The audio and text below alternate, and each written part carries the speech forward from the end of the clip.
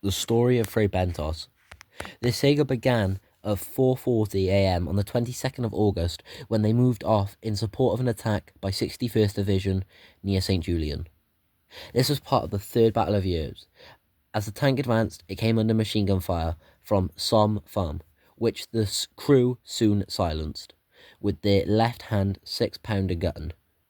Robert Mason awarded the DCM for braving German fire to stop the British firing on his tank.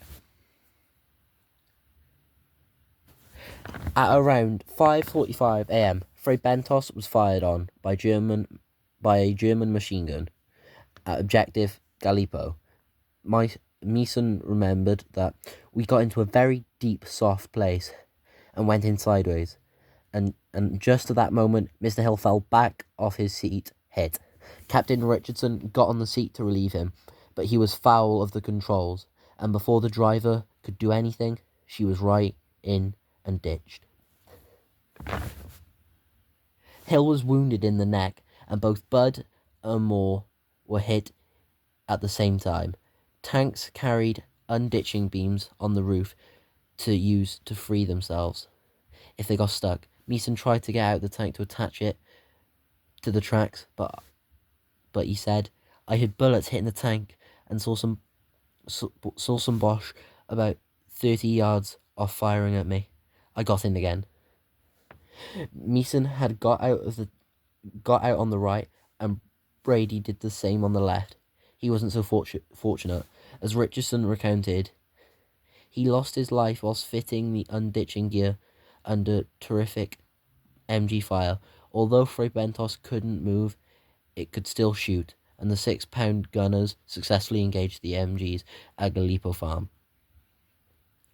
At around 7 o'clock, the British infantry began to fall back, leaving the crew isolated in the tank. The Germans attempted to close in, but they were held off by 6-pounder and Lewis gunfire, and by the crew's personal rifles and pistols.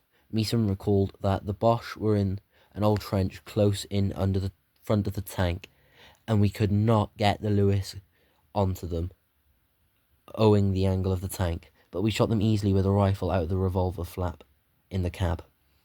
British soldiers had also begun sniping at the tank, and so Mason volunteered to go back and warn the infantry not to shoot at us. Sooner or later, we have to clear out the tank. I got out of the right sponsor door and crawled back to the infantry. By the time Mason left, every surviving member of the crew except Binley had been wounded. The British sniping was finally stopped by the crew, showing a white rag from one of the portholes.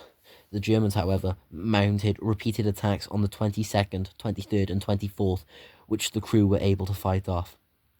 At 9 p.m. on the 24th, Richardson decided they had to leave and return to the British lines. Despite their wounds, the crew followed standing orders and took the 6-pounder locks and all their weapons and maps with them.